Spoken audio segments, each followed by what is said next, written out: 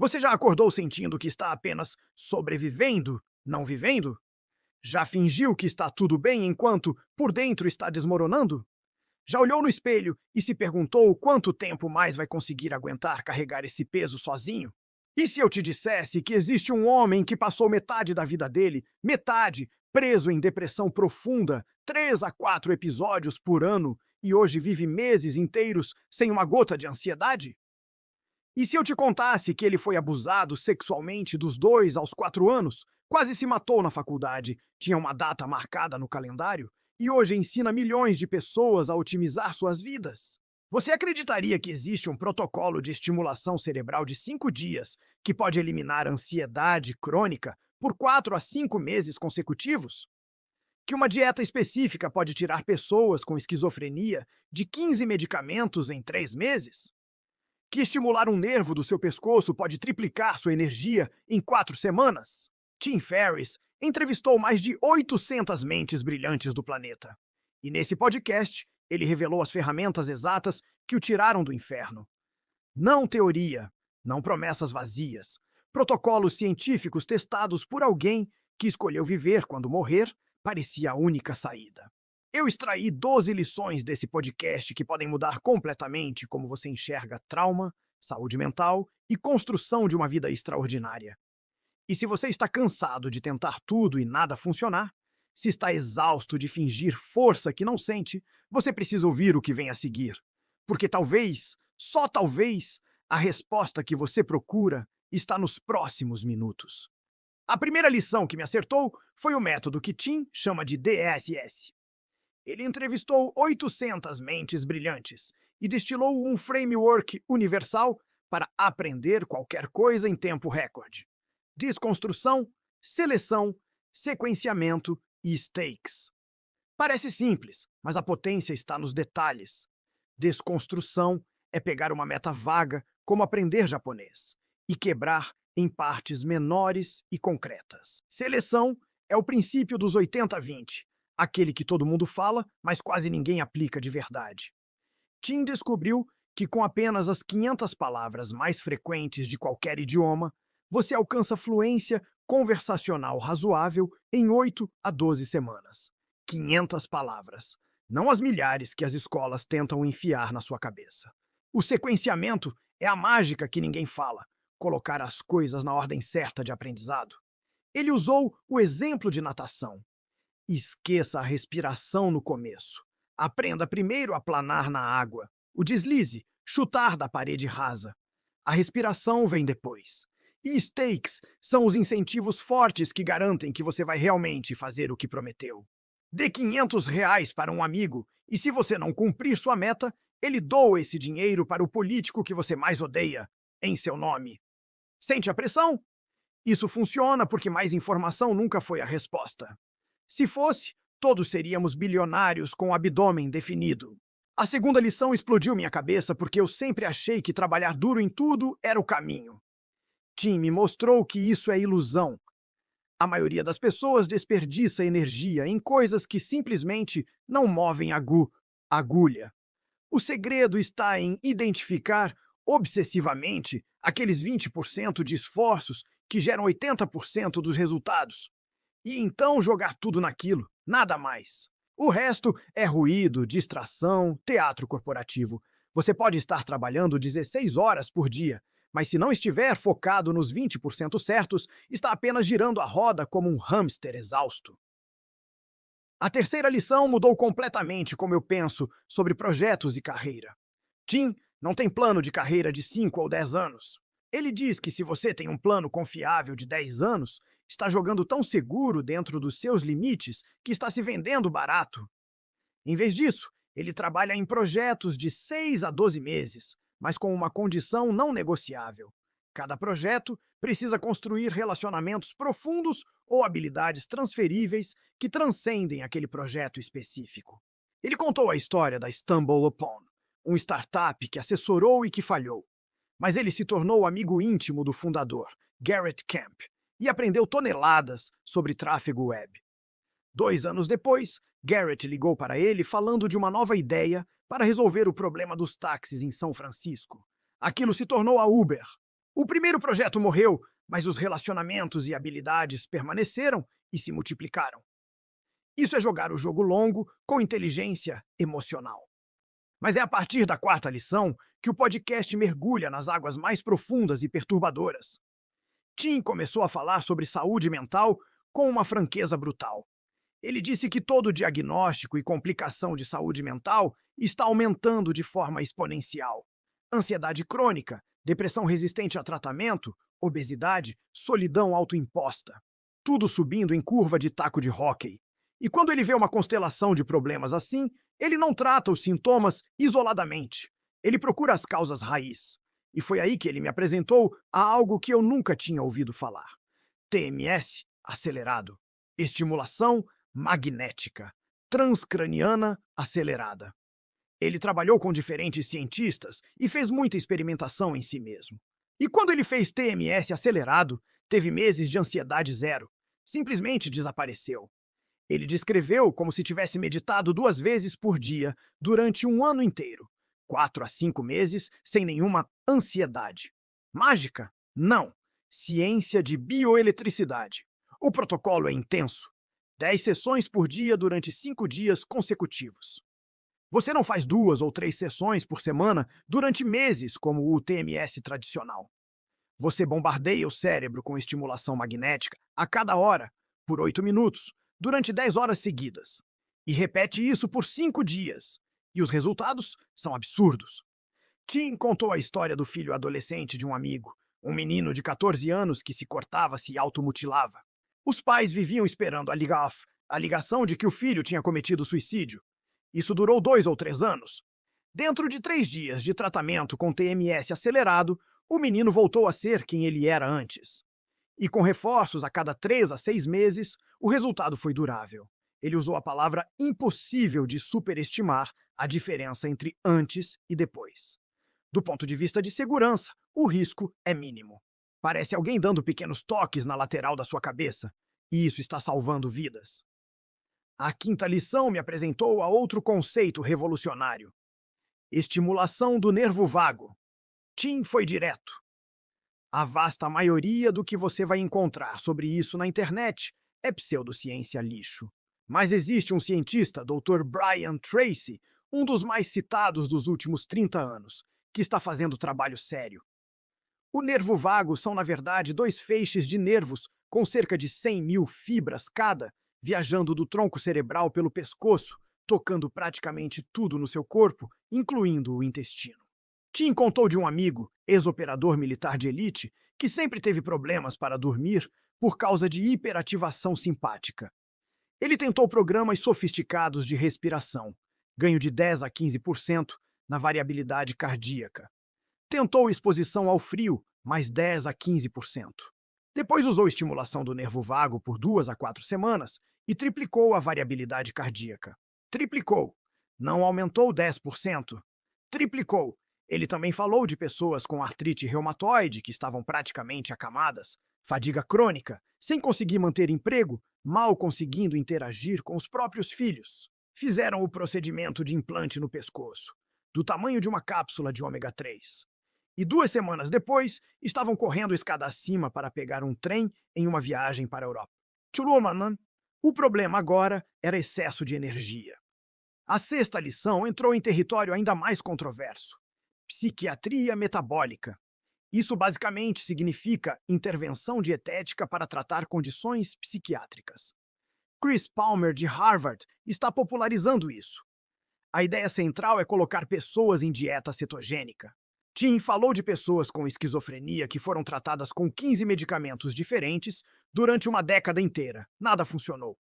Colocaram essas pessoas em dieta cetogênica e em 3 a 6 meses elas saíram de todos os medicamentos e permaneceram sem eles. Simplesmente estabilizando algumas coisas no cérebro, incluindo fornecer uma fonte de energia limpa, que são as cetonas, ao invés de glicose. E Tim também está de olho nisso para a prevenção de Alzheimer, porque ele tem 3 parentes com a doença agora e é geneticamente predisposto. Ele acredita que fazer cetose estrita por 1 mês por ano, jejum de água por 1 semana por ano, pode fortalecer a saúde mitocondrial, limpeza celular e redução de acúmulo de placas no cérebro. A sétima lição foi a mais pesada emocionalmente. Tim revelou publicamente em setembro de 2020 que foi abusado sexualmente por um filho de babá, semanalmente, dos 2 aos 4 anos de idade. Ele tem memórias fotográficas e claras de tudo, e aquilo moldou quem ele é de formas profundas e destrutivas. Roubou sua agência, o tornou hipervigilante, lento para confiar. Adicionando a isso, ele tinha predisposição genética para transtorno depressivo maior. A partir da adolescência, ele tinha em média 3 a 4 episódios depressivos de múltiplas semanas ou meses por ano. Metade do tempo vivido estava perdida em depressão. Ele chegou tão perto de se matar na faculdade que tinha uma data marcada no calendário. O que o salvou foi pura sorte. Ele reservou um livro na biblioteca da universidade sobre suicídio assistido. O livro estava emprestado, então a biblioteca enviou um cartão postal físico para o endereço dele, avisando que o livro tinha chegado. Mas Tim não tinha atualizado o endereço para o apartamento fora do campus. O cartão foi para a casa dos pais, e quando a mãe dele ligou com a voz tremendo perguntando por que ele tinha reservado aquele livro, ele mentiu, mas percebeu que a negação plausível tinha ido embora. Ele não poderia mais fazer parecer um acidente, e aquilo o tirou do abismo naquele momento. Mas o que Tim disse depois foi a lição verdadeira. Uma psicoterapeuta muito boa disse a ele há 5 ou 6 anos: pegue a dor e faça dela parte do seu remédio. Transforme todo aquele sofrimento horrível no que você oferece ao mundo. E durante a pandemia, a namorada dele na época perguntou: você já pensou em quantas pessoas vão morrer de causas naturais, ou de Covid, ou qualquer outra coisa antes de você ter chance de escrever aquele livro que planeja escrever daqui a 10 ou 15 anos? Pense em todas as pessoas que você poderia ter ajudado, mas não ajudou. E aquilo o fez gravar uma conversa com uma amiga próxima, Debbie Millman, que também tinha sofrido abuso sexual prolongado na infância. Eles publicaram aquela conversa. E Tim disse que foi a coisa mais chocante.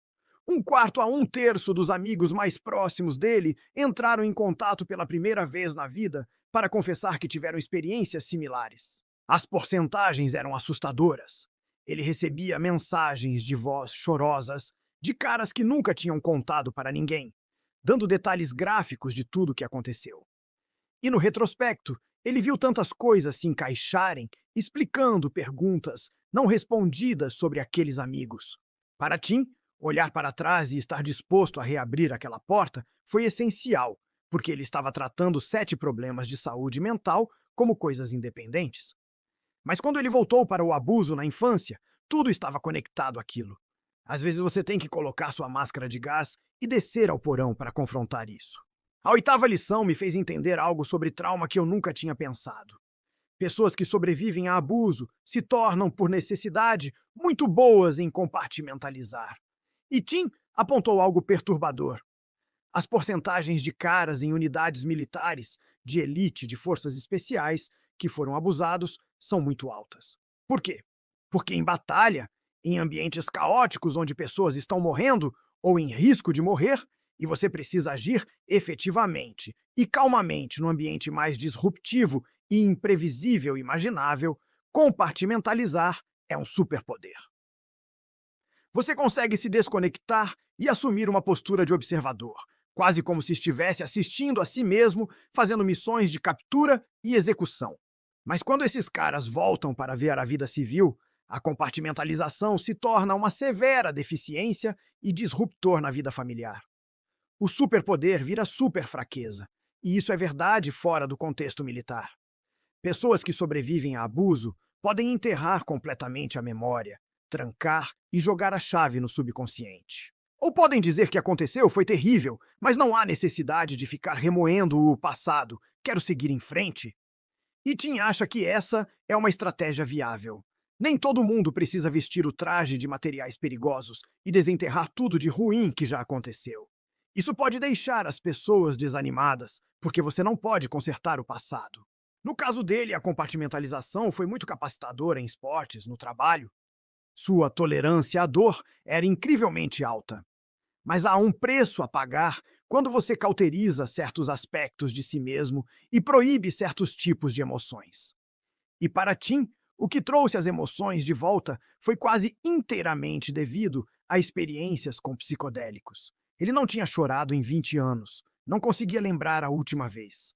E então estava em um avião assistindo um documentário comovente e começou a chorar no avião. Certas emoções simplesmente voltaram online. E quando essas emoções voltaram, elas puxaram junto a revisitação dessas memórias de alta fidelidade. Ele teve um período muito difícil por causa disso e decidiu cancelar tudo por 6 meses para tentar encontrar alguma resolução. Ele estava basicamente tendo um colapso nervoso e não tinha certeza se conseguiria funcionar profissionalmente de qualquer forma. A nona lição foi simples, mas profunda. Tim disse que todo o comportamento humano tem raízes evolutivas e a independência de lobo solitário não está na nossa programação. Simplesmente não está. Quando em dúvida, volte ao que as pessoas estavam fazendo há algumas centenas de anos. E ele foi categórico.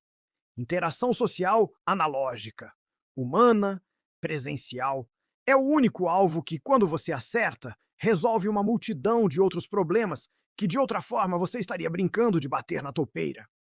Todos os diagnósticos de saúde mental estão aumentando, e solidão autoimposta está no topo da lista.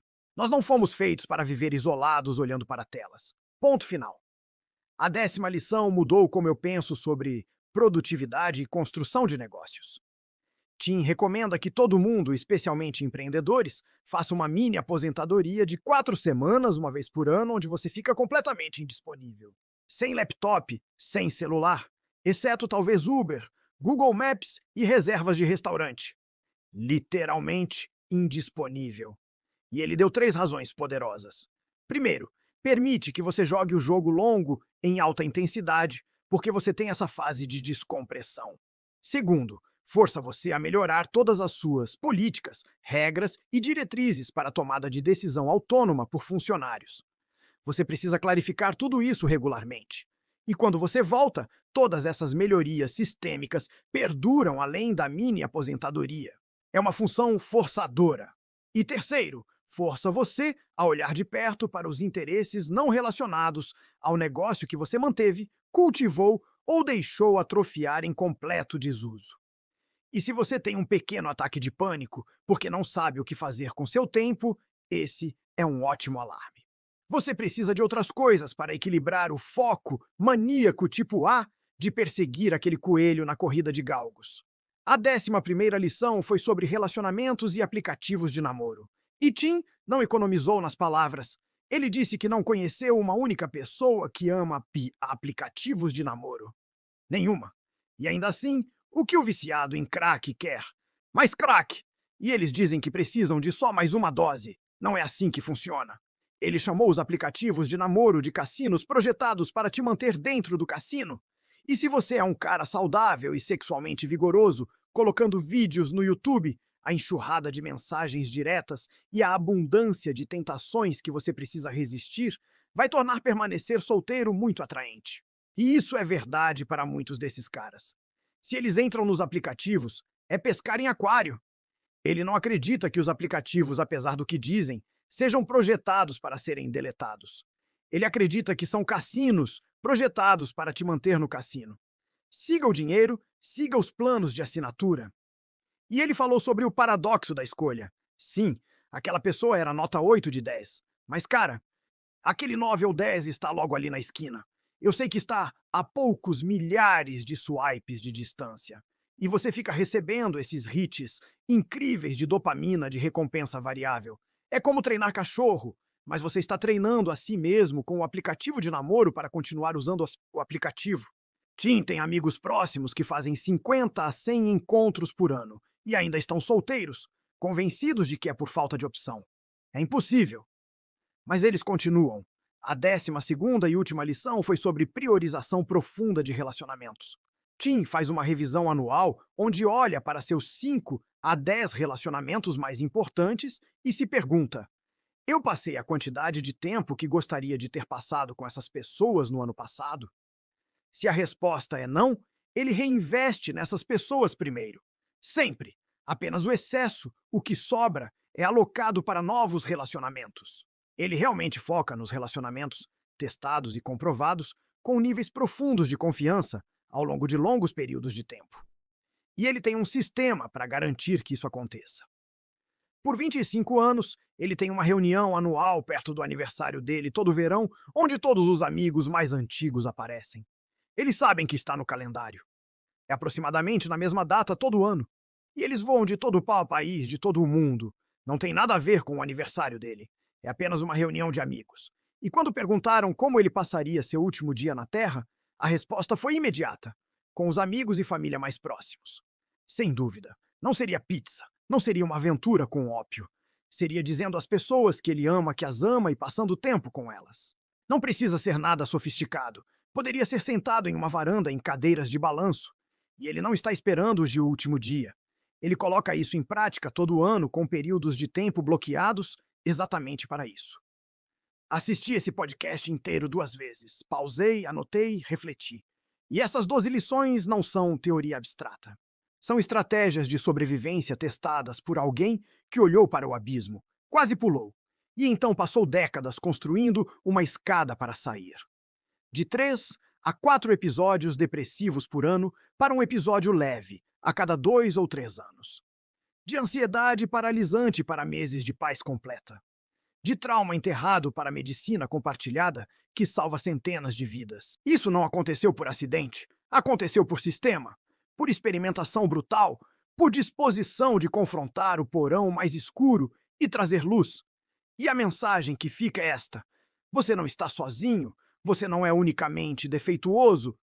Isso não precisa ser pessoal e permanente. Pessoas resolveram isso. Ferramentas existem. Mas você precisa estar disposto a buscar, testar, falhar e tentar de novo. Porque, como Tim disse, se mais informação fosse a resposta, todos seríamos bilionários com abdômen definido. Informação é necessária, mas não é suficiente. O que muda comportamento são incentivos fortes e ação consistente nos 20% que realmente importam.